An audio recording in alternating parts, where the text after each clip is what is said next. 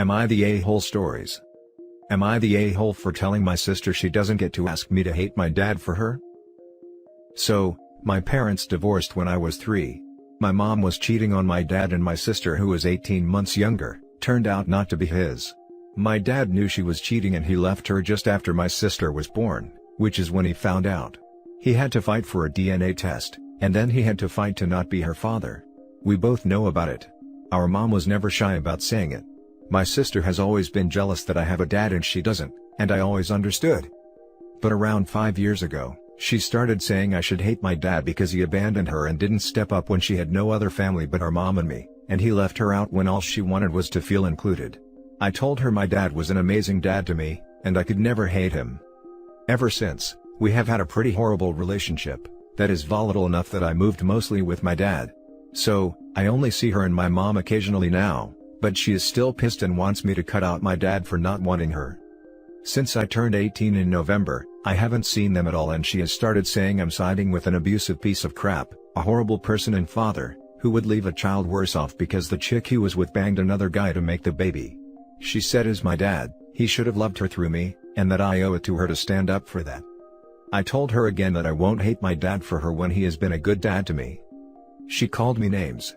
I told her to learn how to accept things, and go after mom for her bio father if she wants to find out, and maybe blame her, since she's the one who cheated and created the whole mess. Am I the a-hole? I feel bad because I know this has hurt my sister her whole life. Now for the top comments. Not the a-hole, why doesn't she hate your mom? At the end of the day, it was not your dad who created this whole situation. She doesn't hate her mom because her mom is the only one she has. OP, you're not the a-hole, but be gentle with your sister, and advocate for her with your mom to get therapy. Not the a-hole. Your sister has a mom problem, not a dad or sister problem. The problem is, she's only got the mom, so she's putting her on a pedestal because of her needs in all likelihood. Sets you up for a miserable future too, sadly. Sister needs counseling. Not the a-hole. You're right, your sister needs to be mad at your mother. Your father was well within his rights to not want to raise another man's baby. It sucks that your mother has warped your sister's thinking to such a degree, but why should you hate a man that been nothing but good to you? Your sister needs professional help to move past this. It's an unhealthy obsession she has. Imagine being so jealous of someone, that if you can't have it, they can't have it either. This is sick, and mom is 100% to blame. Not the a-hole. Now for the next story. Am I the a-hole for telling my parents they only have one daughter and she is 6 feet in the ground? This all started when I was 12 years old and my younger sister was 10. Let's call her Abby. Well, Abby started to get sick and no one in the family knew what was going on.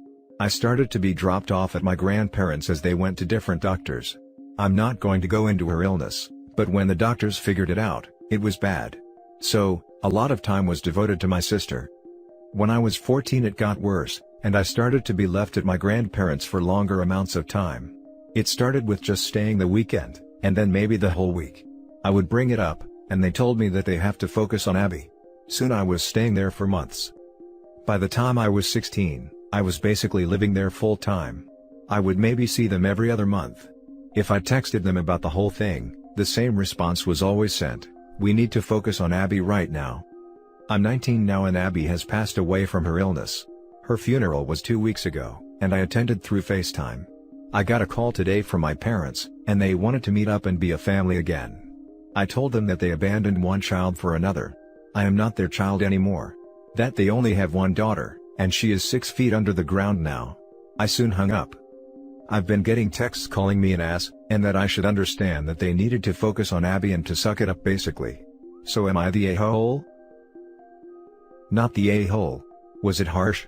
Yes. Was it deserved? Also, yes. While I can sympathize with dealing with a terminally ill child, they still had another child that needed their love and attention too. A child that was losing her little sister, probably scared, and lonely, and then freaking abandoned for 7 years. Yes, Abby needed them. But you did too, and they failed you miserably. And they failed Abby too, who might have enjoyed a relationship with her sister in the few years she did have to live. And they failed Abby too, who might have enjoyed a relationship with her sister in the few years she did have to live. This is what I keep coming back to. It's unconscionably cruel to keep two siblings from spending time with each other, while one is dying. Not the a-hole. As a parent who had a terminally ill child, I made sure that my other kids still knew that I loved them, and even organized people to sit with my child in hospital while I spent quality time with my other kids. It's hard being a parent knowing that your child is going to die, but you don't ever push away your other kids. I'm so sorry that you were abandoned by your parents, and I'm sending you huge hugs and love right now. You have every right to be angry at them, and don't let anyone else tell you otherwise, as none of them were in your shoes. Take time to grieve for your sister and your lost relationship, and most importantly, please be kind to yourself. You do matter. This is good advice. Hugs to you, OP. I'm sorry for all you have lost. Not the a-hole. While having a seriously ill child is challenging and will often take priority, it doesn't give your parents license to simply send their other child away and stop parenting them. They abandoned you, and now that your sister has passed away, they want to rug sweep their behavior and play happy family. It's completely understandable that you do not want to have a relationship with them. Therapy may be beneficial for you to process losing your entire immediate family. They need to respect your boundaries. Sorry for your loss and good luck. They're treating her like a book they left on the nightstand. Now, 7 years later, they want to pick it up and go, alright, where did I leave off? You can't do that with people. The next story is titled, Am I the a-hole for breaking a child's heart for money? Sorry, it's my first time posting because I'm really desperate and need advice. Also, English isn't my first language, so sorry about that too. I'm 23 female, babysitting since 2 years ago for a single mom. She paid me fair for this, and for 1.5 years, I was babysitting 2 times a week for her child, 5, and in the last half year, it was 3 times a week. The father of the girl was never in the picture, and she had multiple babysitters since she was very little. Because her mother works every day like 10 hours or more, she works in a very stressful, but very well-paying job in the finance world. She doesn't see her much. She had like 3 babysitters before me, and now it was only me and another one. At first, she didn't like me, and always cried about everything and threw tantrums. But after months of me comforting her while also setting rules, she started loving me, and I really love her. But her mother gave me more and more to do. First, it was 2 times a week for 4 hours in the afternoon. But since 6 months ago, it was 3 times a week for 6 hours. I'm studying to become a teacher, and I didn't need the extra hours or money, but I needed more time for studying. This semester, my university expected all students to go into schools and experience the real lessons and daily life. My school was very happy with me helping out a few times, and they offered me a job. Whenever a teacher would be ill, which happens nearly every day because it's a big school, I could get a call, and they would ask me if I wanted to take the lesson, but I could also say no. They would pay me €10 for an hour more than my babysitter job. I really hesitated at first, but it would be also better for my future, so I decided to do so. When I told the mother of my babysitted child about it, she screamed at me and cried. She said that since her child now loves me and accepted me, it was heartless and cruel for me to go. And that I'm breaking a young girl's heart only for money, and maybe she will have trust issues because of this. I was shocked and really sad, and I felt guilty. I called my mom to talk about this, and while she agreed that it's better for my future to take the job at the school, she also said that she wouldn't do it because a child is always more important than money. Now I feel like a heartless monster, and don't know if I'm the a-hole for this. I agree that a child is more important than money, but I don't know. It's not my child, and I don't know if this is an a-hole move. Now for the top comments. Not the a-hole, the mom sounds manipulative. You have to set boundaries and put yourself first here. You have to set up your future. You don't want to be working for this lady forever, right? OP needs to read this. She's being emotionally manipulated into keeping her job as a babysitter. But there is no future in that job. That mom is using her child to prevent OP from leaving. OP, please leave. It's sad for the kid, but it will also be a lesson. Sometimes people come and go in life, and she can still see you occasionally. You're not abandoning her. You are making sure that you have a future. Hey, so yes, I really read a lot of comments and I couldn't see it from the start, but I see now that this is very manipulative behavior from the mother. I really feel for her, because it's often hard as a woman to have a career and a child, and this girl is so sweet, but you all are right. I will take this job and try to enjoy it the most. Thank you all very much for your help. Not the a-hole. Kids grow attached to babysitters, and this mom was attached to your convenience. You're studying to be a teacher, take the teaching job. Mom needs a nanny and to grow up. Exactly. There are plenty of people who do this as a long-term career, but I guess it's cheaper to hire a student babysitter, and then try to manipulate them into staying long-term. Even when you know up front they are training for a different career. Not the a-hole. The mother definitely is. It's really hard being a single working mom, but you cannot blame an innocent bystander. You did your best. It was always going to be a temporary arrangement, either you would graduate or the child would no longer need a sitter. You could always decide to stay in touch with the child if you and the mom both think that's important. I did with a family where I babysat. I still go to birthdays and stay in touch. Congratulations on your new job. Thank you. I will message her that I would love to see my babysitted child a few times a month, but not for paid babysitting, only for spending time together. And thank you. I can't quite be excited for the job yet, but hopefully it will come. Edit. I read a lot of comments, but I can't answer every single of them. First of all, thank you for the bottom of my heart for all the messages.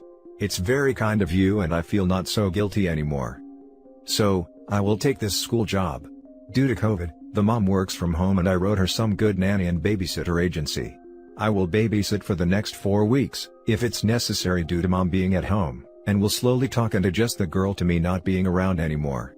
I will not work for them past this 4 weeks, but I said that occasionally, like 2 or 3 times in a half year, or something like that, I could visit them both, when they are home together. I asked my mother why she isn't supportive of me, and she said that's because she can empathize with the mother, due to the fact she was a single mother as well, but I didn't have any babysitter though. But she said she was sorry and will try to be supportive.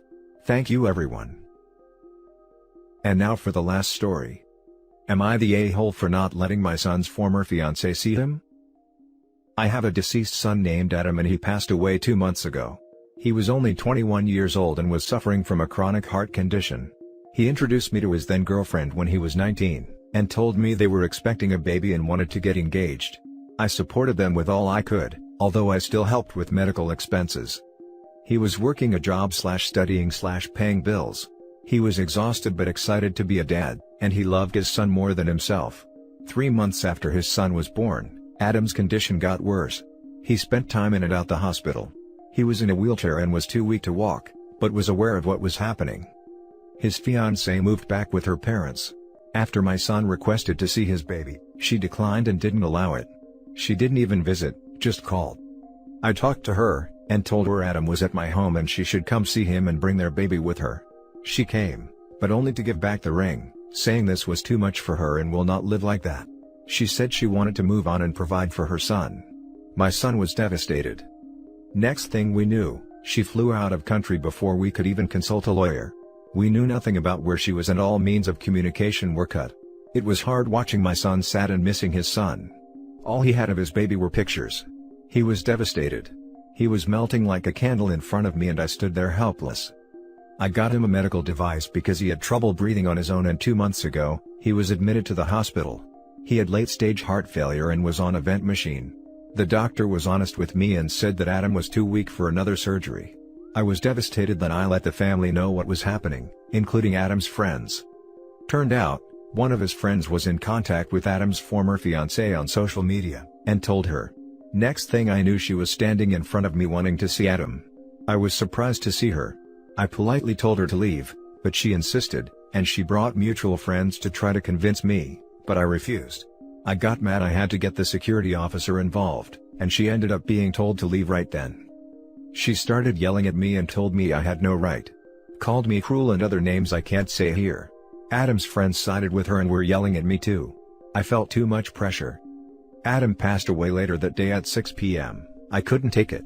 I found myself dealing with her and their friends yelling at me again. My brother thought what I did was wrong.